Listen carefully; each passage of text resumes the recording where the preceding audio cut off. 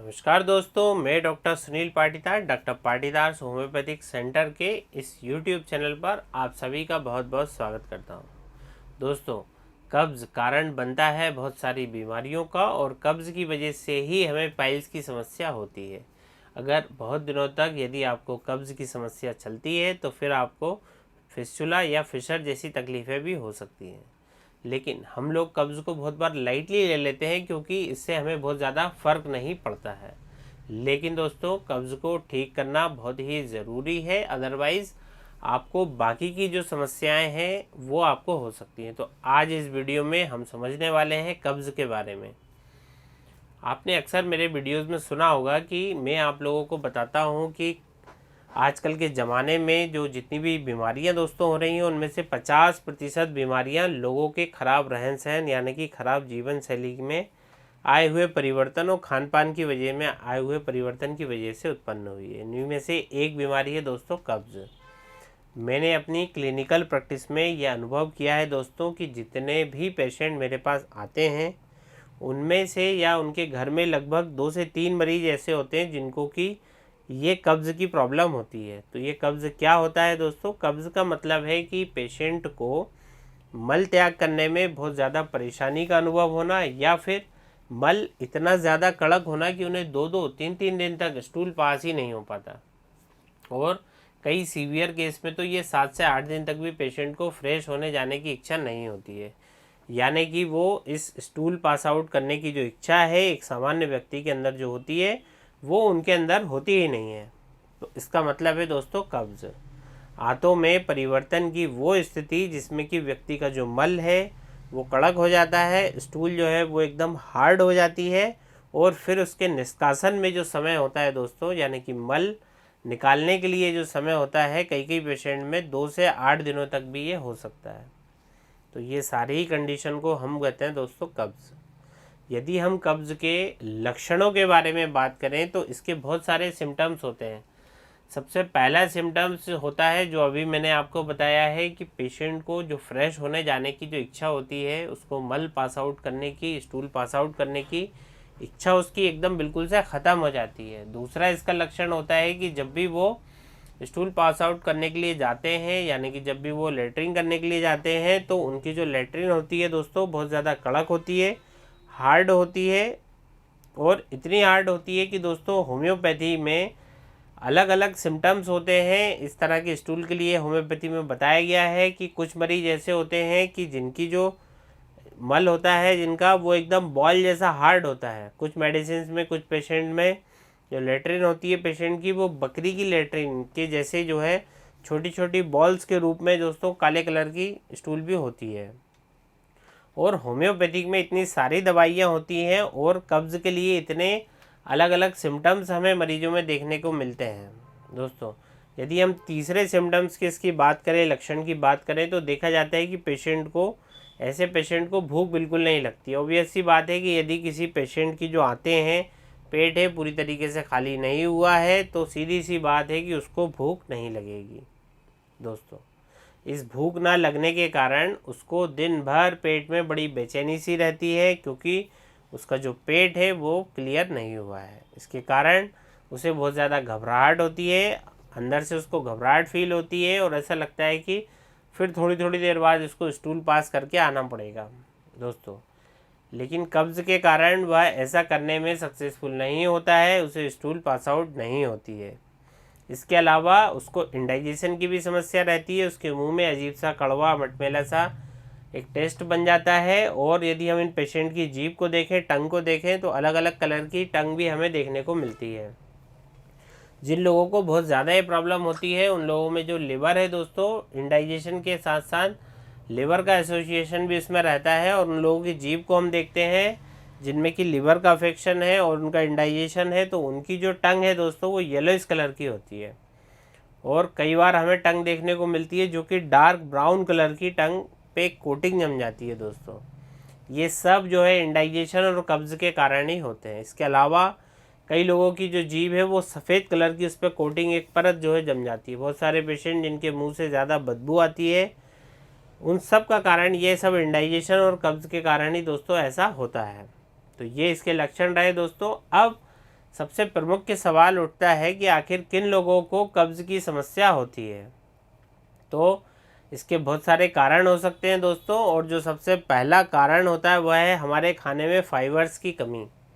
हम लोग आजकल जो खाना खा रहे हैं वो इतना ज़्यादा ख़राब हो चुका है कि उसमें जो फाइबर्स है वो बिल्कुल भी नहीं रह गए हैं। हम लोगों को फास्ट फूड, जंक फूड खाने की आदत हो गई है, नॉनवेज खाने की आदत हो गई है। हम लोगों ने हरी सब्जियां खाना एकदम बिल्कुल से बंद कर दिया है, फलों को खाना एकदम से बंद कर दिया है। और ये जो फल होते हैं और हरी सब्जियां होती है, ये हमारी बॉडी में पहुंचकर बॉडी को फाइबर्स प्रोवाइड करवाती है। लेकिन क्या आप इन फाइबर्स का काम जानते हैं दोस्तों? ये जो फाइबर्स होते हैं ये हमारी आंतों की जो मूवमेंट होती है, आंतों की जो गति होती है दोस्तों, उसको ठीक से करने के लिए बहुत ज़्यादा योगदान अपना देते हैं। उस मूवमेंट को बनाए रखने के लिए आपको इन फाइबर्स का यूज़ जो है उसमें होता है। आपके खाना कहीं पे अटका हुआ है तो वो खाना जो है दोस्तों, ये फाइबर क्या करते हैं, उस खाने को आगे बढ़ाने का काम करते हैं, उसको धक्का देने का काम करते हैं। तो यदि आप अपनी डाइट में फाइबर्स नहीं खाओगे तो आपका जो खाना है वो आपकी आंतों में एक ही जगह अटका रहेगा। इसके कारण हमें फाइबर्स का उपयोग करना बहुत ही ज़रूरी है। रेशेदार फल, रेशेदार सब्जियां, हरी पत्तेदार सब्जियां दोस्तों, ये सब हमारी डाइट में ज़रूर से सम्मिलित हमें करना चाहिए। और इनकी कमी के कारण ही आंतों में कब्ज़ का कारण दोस्तों ये बनती है। और दूसरा इसका कारण होता है शारीरिक व्यायाम ना करना, शारीरिक निष्क्रियता, यानी कि जो फिजिकल एक्टिविटी है। जो लोग दिन भर एक ही जगह कुर्सी पर बैठे रहते हैं, जो लोग दिन भर या तो अपनी कोई शॉप पर बैठे रहते हैं या कोई लोग दिन भर सोते रहते हैं, तो दोस्तों जो लोग दिन में बहुत कम जो है काम करते हैं और फिजिकली एक्टिविटी जिनकी बिल्कुल ना के बराबर होती है, उन लोगों में भी कब्ज़ की समस्या सबसे ज़्यादा पाई जाती है। और होम्योपैथी में या मेडिकल साइंस में इस लाइफस्टाइल को हम बोलते हैं दोस्तों सेडेंट्री लाइफस्टाइल। तो जिन लोगों की सेडेंट्री लाइफस्टाइल है, उन लोगों को निश्चित सी बात है कि उनकी जो आंतों की जो मूवमेंट है दोस्तों, आंतों की जो गति है वो अपने नॉर्मल रिदम को खो देगी। और जब उनकी इंटेस्टाइन मूवमेंट नहीं करेंगी तो क्या होगा कि जो भी डाइजेशन जितना होना चाहिए, जितना खाने का एब्जॉर्प्शन होना चाहिए, वो नहीं हो पाएगा, डाइजेस्ट नहीं हो पाएगा दोस्तों। और इस तरह इनको कब्ज़ की शिकायत हो जाती है। दोस्तों जब भी हम खाना खाते हैं, हमारे खाना जो है वो छोटी आंत से बड़ी आंत में जाता है, जिसको कि हम कोलोन कहते हैं। और वहाँ पे बड़ी आंत में पहुँचने के बाद वो वहीं के वहीं अटका रह जाएगा जब तक कि वो खाना वहाँ पे अटक जाता है दोस्तों। और इस बीमारी का जो कारण है, तीसरा जो कारण उत्पन्न होता है वो है कि खाने का अटक जाना। अब वो कारण जो कि बड़ी आंत में जो ये खाना है दोस्तों, ये क्या करता है कि पानी की मात्रा को एब्जॉर्ब करती है। ये जो बड़ी आंत होती है आपकी, उसका काम होता है कि जो खाना आपने खाया है, जो भी डाइजेस्ट हुआ है, और स्मॉल इंटेस्टाइन से होके वो लार्ज इंटेस्टाइन में जब खाना आया है, तो वहाँ पे जो पानी के कण होते हैं उनको लार्ज इंटेस्टाइन एब्जॉर्ब कर लेती है। ये इसका स्वाभाविक काम है। अब यदि आपका खाना वहाँ पे ज़्यादा देर तक पड़ा रहेगा तो क्या होगा कि जितना पानी उसको एब्जॉर्ब होना चाहिए, उससे कहीं ज़्यादा पानी बड़ी आंत आपकी एब्जॉर्ब कर लेगी। अब उस पानी के ज़्यादा एब्जॉर्प्शन के कारण दोस्तों आपकी स्टूल हो जाएगी हार्ड, जिसको कि सेमी सॉलिड होना चाहिए था या लूज़ होना चाहिए था, वो स्टूल आपकी उसमें से पानी निकल चुका है। तो अब ये स्टूल एकदम से कड़क हो जाएगी, एकदम से हार्ड हो जाएगी। और उसी हार्ड स्टूल को हम बोलते हैं दोस्तों कब्ज़। जैसे कि अभी मैंने आपको सिम्टम्स बताया कि इसका एक सिम्टम्स होता है कि लोगों को स्टूल पास आउट करने में बहुत ज़्यादा प्रेशर लगाना पड़ता है। और ये प्रेशर क्यों लगाना पड़ता है? क्योंकि उनकी जो स्टूल है, उनका जो मल है दोस्तों, उसमें पानी नहीं बचा है, मल एकदम से सूख गया है, ड्राई हो गया है। जैसा कि मैंने आपको बताया था कि होम्योपैथिक में कई सारी दवाइयाँ हैं, उनके अलग अलग सिम्टम्स हैं। तो एक सिम्टम्स आता है जिसमें कि स्टूल जो है पेशेंट की वो एकदम हार्ड बॉल जैसी हो जाती है, बकरी की लेंडी जैसी हो जाती है दोस्तों। तो ब्रायोनिया का जो पेशेंट होता है दोस्तों, उसमें हार्ड बॉल के जैसे पेशेंट की स्टूल हो जाती है। और ये क्यों होता है? क्योंकि सामान्यतः ये होना चाहिए कि जो लोग पानी नहीं पी रहे हैं उनमें ऐसा होना चाहिए, लेकिन ब्रायोनिया में इसका थोड़ा सा उल्टा है। ब्रायोनिया का जो पेशेंट है दोस्तों, पानी बहुत ज़्यादा पानी पीता है, लेकिन उसके बाद भी उसको जो है वो स्टूल उसकी हार्ड हो जाती है दोस्तों। उसकी जो बड़ी आंत है पानी का बहुत ज़्यादा एब्जॉर्प्शन कर लेती है, और ये बड़ी आंत का एक स्वाभाविक काम है कि वो पानी को एब्जॉर्ब वहाँ पे करती है दोस्तों। इसके अलावा एक चौथा कारण होता है कि जो लोग बहुत सारी एलोपैथिक दवाइयों का उपयोग करते हैं, आजकल देखा जा रहा है किसी न किसी रूप में बहुत ज़्यादा केमिकल युक्त दवाइयों का लोग यूज़ करने लगे हैं, चाहे बीपी की समस्या हो, चाहे शुगर की समस्या हो, चाहे कोई पेन किलर का यूज़ करना हो दोस्तों ऐसे, या कोई नींद लाने की दवाइयाँ हो। भारत में एक क्रेज़ सा हो गया है लोगों के मन में कि उनको थोड़ा सा भी सर में दर्द हुआ, घर में रखी हुई है कोई पेन किलर दवाइयाँ, उनने उठा के खा ली। थोड़ी सी भी नींद नहीं आ रही है, उनने जल्दी से जाके टैबलेट खा ली दोस्तों, अल्प्राजोलम। सभी के घरों में आजकल बड़ी आसानी से अवेलेबल हो रही है अल्प्राजोलम, और उससे उनको बड़ी अच्छे से नींद आ जाती है। तो आप जानते हैं कि ये जो दवाइयाँ आप खाते हैं ये आपकी आंतों में जाके दोस्तों आंतों की गति को, उसके मोशन को बहुत स्लो कर देती है। जैसा कि अभी मैंने आपको बताया कि यदि आंतों की गति कम हो जाएगी तो आपको कब्ज़ हो जाएगा। तो इनडायरेक्टली आप अपने शरीर में ये जो पेन किलर आप खा रहे हैं, नींद लाने की जो दवाइयाँ खा रहे हैं, या खांसी की दवाई खा रहे हैं, खांसी की दवाइयों में दोस्तों कोडीन मिला हुआ होता है। कोडेक्स नाम की एक मेडिसिन आती है जिसमें कि कोडीन सल्फेट नाम का केमिकल मिला हुआ होता है, और ये जो कोडीन सल्फेट है क्या करता है, आपकी बॉडी में जाके आपकी आंतों की मूवमेंट को एकदम रिलैक्स कर देता है, आपके लंग्स को रिलैक्स कर देता है। आपकी खांसी तो बंद हो जाती है, लेकिन उसके कारण आपको कब्ज़ की समस्या होने लगती है। आप लोगों ने देखा होगा कि जिन लोगों को खांसी की प्रॉब्लम है, जब भी वो खांसी की दवाई कोडीन सल्फेट नाम की दवाई जब लेते हैं, और अगले ही 2-3 दिनों में उनको कब्ज़ की समस्याएं शुरू हो जाती हैं।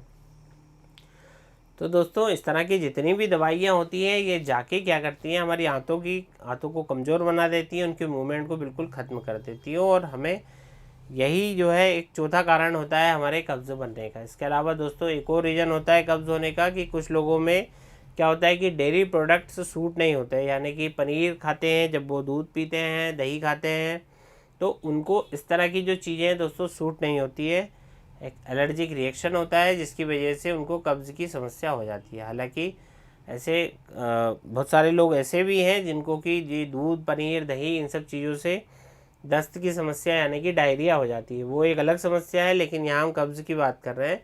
तो बहुत सारी चीज़ें खाने से लोगों को दोस्तों कब्ज़ हो जाती है, ये एक इसका एक अलग रीज़न होता है दोस्तों। अगला रीज़न है प्रेगनेंसी, और बहुत सारी महिलाएं ऐसी होती हैं जिनको कि कब्ज़ की शिकायत हो जाती है प्रेगनेंसी के दौरान, और ये सब होता है उनके शरीर में होने वाले हार्मोनल चेंजेस के कारण। तो ये सब कारण दोस्तों रहे जो कि आपको कब्ज़ आपके शरीर में आपको दिक्कत ये कर सकते हैं। तो इन सब कारणों की हमने बात कर ली, और अब हम बात करते हैं कि आखिर ये जो कब्ज़ की समस्या है इससे हम कैसे बच सकते हैं। आपका जो कब्ज़ है इससे आपको बचने का जो सबसे अच्छा तरीका है कि आप अपने खाने में फाइबर्स रिच डाइट को ज़रूर से सम्मिलित करें दोस्तों। अभी जो मैंने थोड़ी देर पहले आपको एक बात बोली थी कि जो लोग खाने में रेशेदार फल, रेशेदार सब्जियां, हरी पत्तेदार सब्जियों का उपयोग नहीं करते हैं, उनको ही कब्ज़ की समस्या अक्सर रहती है दोस्तों। इसका एक दूसरा तरीका है दोस्तों कि मैदा वाले जो पदार्थ होते हैं, यानी कि नूडल्स हैं, तंदूरी रोटी है, इस तरह की जो चीज़ें हैं मैदे से बनी हुई खाने के आइटम्स, फूड आइटम्स, जैसे कि लोग समोसे, कचौरी, इस तरह की चीज़ें आप खाते हैं, तो यदि आप इन चीज़ों को खाते हैं तो आपको इन चीज़ों से बचना होगा, ताकि जो आपकी आंतें हैं दोस्तों ये सेफ़ रहें। क्योंकि क्या होता है कि ये जो मैदा होता है ये जाता है और आपकी आंतों में जाके चिपक जाता है। यदि आप इस तरह की डाइट लेते हैं, मैदे से बनी हुई रोटी खाते हैं, समोसे, कचौरी खाते हैं, तो ये जो है चाउमीन, नूडल्स खाते हैं दोस्तों, तो ये आपकी आंतों की मूवमेंट को बिल्कुल से ख़त्म कर देती हैं। इसके कारण आपको इनसे बचना चाहिए। और तीसरा होता है दोस्तों कि कब्ज़ से बचने का है और उसको कब्ज़ को ठीक करने का, कि यदि आप अपने शरीर में अपनी फ़िज़िकल एक्टिविटी को बढ़ा लेते हैं दोस्तों, आपके शरीर को आप फिट तो रखते ही हैं नियमित रूप से वॉक करके, रनिंग करके, एक्सरसाइज करके।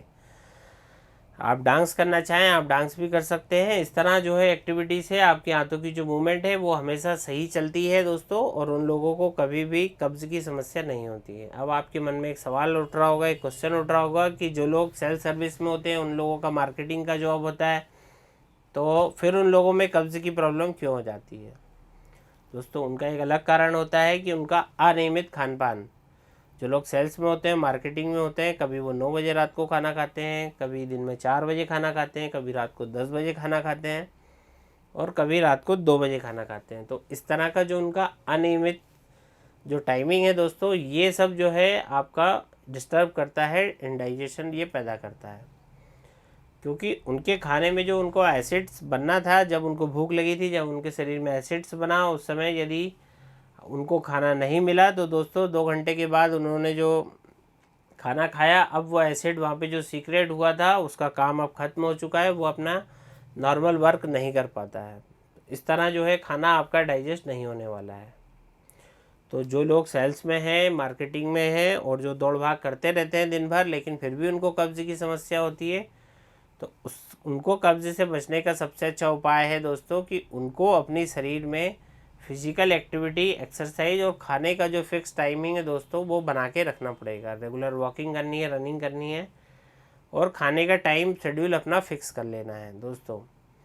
इस तरह के जितने भी मैंने अभी उपाय बताए हैं, यदि आप ये सब करते हैं, खाने में रेशेदार फल सब्जियों का उपयोग करते हैं, एक्सरसाइज करते हैं, तो आपकी जो कब्ज़ की समस्या है बिल्कुल ठीक हो जाएगी। इसके लिए आपको कोई भी, चाहे आयुर्वेदिक हो, चाहे एलोपैथिक हो, चाहे होम्योपैथिक हो, कोई भी दवाइयाँ अलग से लेने की ज़रूरत नहीं पड़ेगी। जो चीज़ें मैं आपको बता रहा हूँ, यदि आप ऐसा कर लेते हैं दोस्तों। ये रही जानकारी कब्ज़ के बारे में, और किस तरह आप बिना किसी दवाइयों की मदद से अपने कब्ज़ को हमेशा के लिए ठीक कर सकते हैं। आज मैंने इस वीडियो में आपको ये जानकारी दी। अगले वीडियो में मैं आपसे बात करूंगा कि हम कब्ज़ को ठीक करने के लिए किन होम्योपैथिक दवाइयों का इस्तेमाल कर सकते हैं। तो दोस्तों मिलते हैं नेक्स्ट वीडियो में। कब्ज़ के लिए होम्योपैथिक दवाइयाँ और उसके ट्रीटमेंट के बारे में मैं आपको जानकारी दूंगा, कौन कौन सी होम्योपैथिक दवाइयाँ हैं जो कि कब्ज़ के लिए एकदम रामबाण दवाइयों का काम करती हैं।